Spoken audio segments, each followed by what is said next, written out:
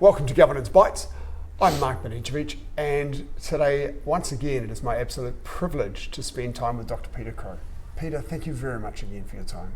Look, it's an absolute pleasure. Thank you. Our last conversation was astounding, and I know you have so much knowledge and experience. For a bit of background, Dr. Crowe, a PhD in corporate governance and strategy. He's not only a very experienced director and chair, he's also designed and delivered governance courses around the world in places as diverse as India, Kenya, Lithuania, Ireland.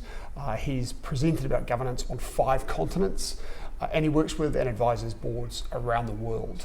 An absolute wealth of knowledge, one of the world's most renowned experts in governance, and an absolute privilege to spend time with you. Thank you. Pleasure.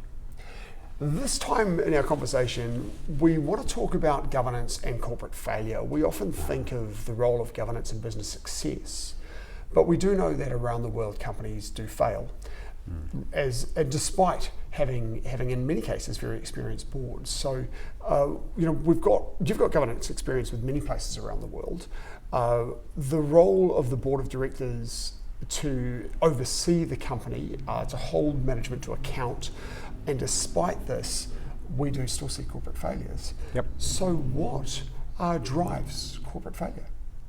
So it's a really good question, but let's start on the other side of the coin with success. Yes, great. There are many pathways to success.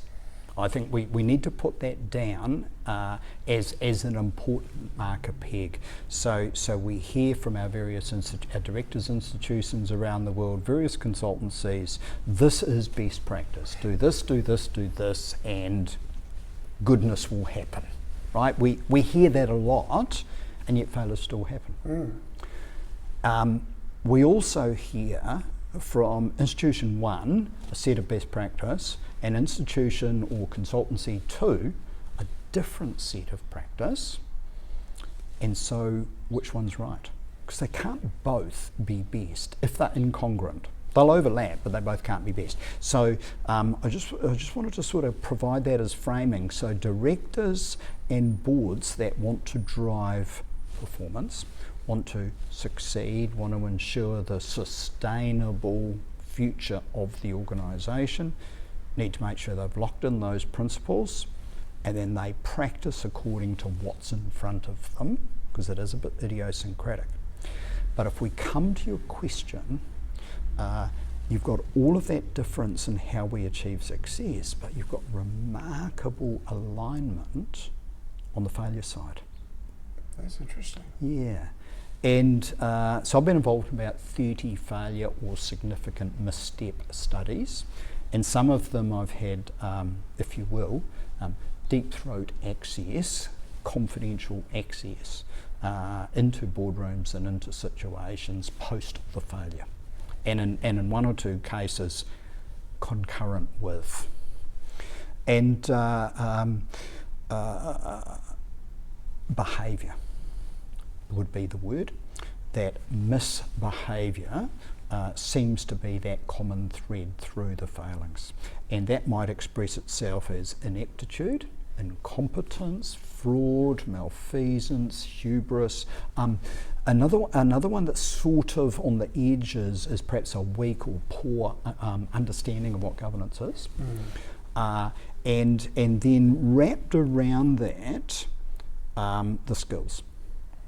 So if you stand up a board with lots of accountants and lawyers in it, you're probably going to get a strong focus on the numbers and the boundaries. But ultimately, it's about behaviour. Okay. That's what drives it. Can you then elaborate on these behaviours? Yes, so there's those ones that I mentioned, but fundamentally, a board is a group of men and women who gather together from time to time, receive some reports, hopefully a week in advance, sometimes not, and hopefully they're coherent and well structured, sometimes not, and hopefully they're at a measured length, sometimes bulky. And in a week, or sometimes less, we've got to make sense of that. So we come into the boardroom from multiple different perspectives based on what we've been doing that morning, that week, that month, yes. Our lifetime experiences. Having read this material, having thought about it, and we all got different perspectives, and none of us has got the full picture. So we've got to talk to each other, got to listen to each other. But actually I'm a busy guy today, and we need to finish the board meeting. So my engagement is not quite what it should be. And I remember a question being asked some years ago now to do with directors' remuneration here in New Zealand. And the speaker at the front of the meeting said, well, the job of the board is to employ the chief executive and hold him to account. And directors don't get paid enough anyway. So it was. I was fortunate enough to have a private conversation with a gentleman later that evening, and his comment was, directors have not got time to engage well. To which my response is, well, have they got time not to? You know. Mm. So the whole behaviour thing comes down to power, ego, our commitment to do the right thing. And of course, we're an elite group. We're at the top of the organisation. So, without getting into the detail, that starts to paint the picture. Hopefully, we can talk about it some more if you wish. In your experience of corporate failure, does it tend to be across all members of the board, or have you got other examples where it's one or two members that have these behaviours of which you speak, and the rest, there are some people on the board that are trying to do the right thing, that are putting the effort in, but don't have enough sway to keep the company on track? The latter. Because we're coming from different perspectives, and some people might have a compliance orientation.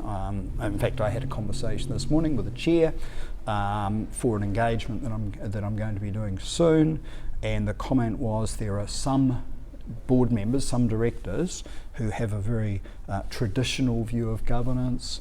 They're comfortable in their contribution, and there are others on the same board who are committed to learning, committed to doing the right thing, and very much future focused on driving performance. So the challenge for that chair is, how do we coordinate that to get the result? And that's a driving question for when I go and have a chat with them. Mm. So yes, there are differences, but the job of the chair is to moderate those differences, manage them, because fundamentally the decisions are made by the board as a whole. And so there's this interesting, challenge in boardrooms that's unique, in that we all come in as individuals. We come in with our preconceptions, our partial knowledge, we speak and listen, ask questions, we join dots, but ultimately it's the board, which is all of us together, that's recorded as making the decision. Carried, not carried, even if I disagree. Yes, these behaviours are individual, but fundamentally that doesn't matter, because if there's a problem, it's on all of the board. And if I think back to the last time we spoke, you also talked about the commonalities across governance globally, really being fundamentally around the complexity of all of the things that are going on in the environment around the company, and managing that complexity, even when you've got a team of people that are working hard and trying to do the right thing, is difficult in itself. Yep. But having a few people on that board that are, as you say, driven perhaps by ego, or whether there's some incompetence there, or those sorts of behaviours, can absolutely lead to a result of failure. Now, of course I expect that there'll be cases where you won't be able to name companies, particularly where things aren't so public, and there may be cases where there are public examples you can give us. Are there any examples you can talk us through about corporate failure and where the behaviours have driven it? So I can talk to one more around skill sets than behaviours, because there is not an alignment, but there's an association. So if we take here in New Zealand, Fletcher Building, recently been in the press.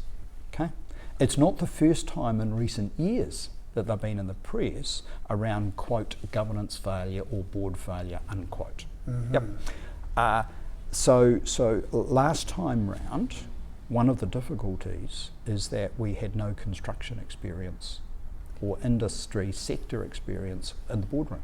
Right. So the questions that directors would ask, and the knowledge of where and how to probe for projects, would have naturally been compromised.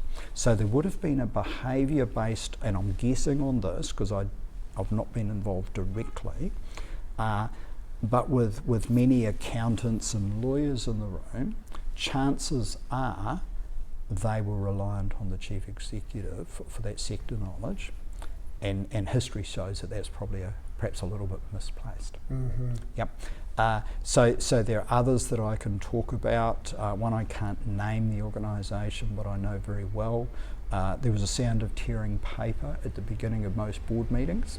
It was in the days that board papers were presented in an envelope, and the tearing was the opening of the envelope for the first time as the gentleman sat down in the board meeting. Wow. Yep.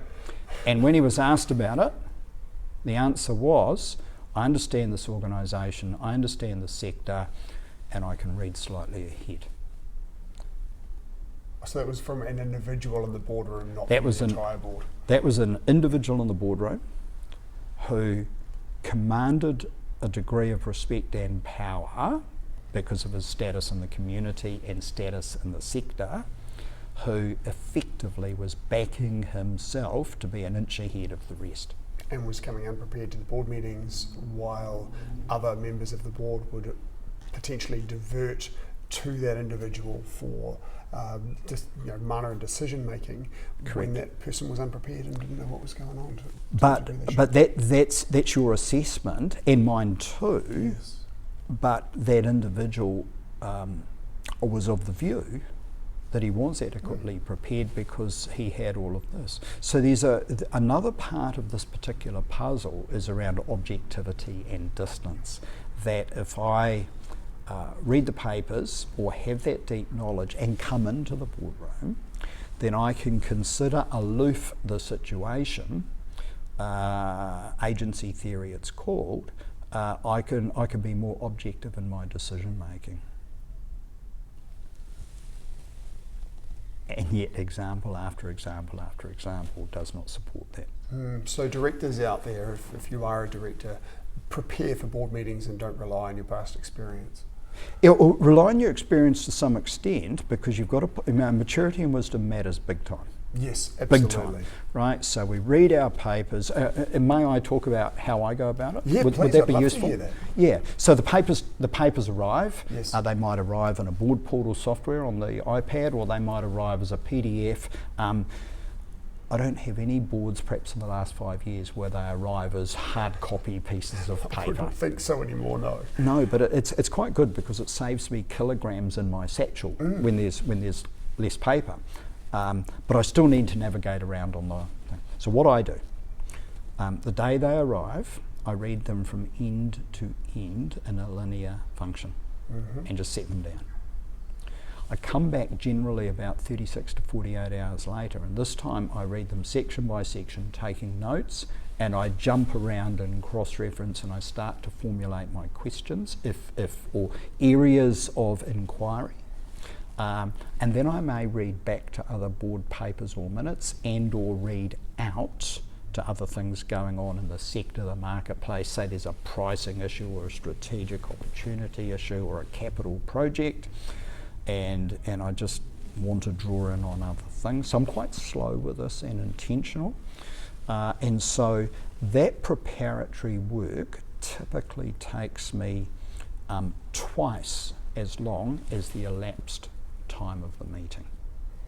And that's just that part, and then my more broad reading in terms of sector, disruption, whatever it is, that's on top of that. So that's what gets me to about that 5-to-1 ratio.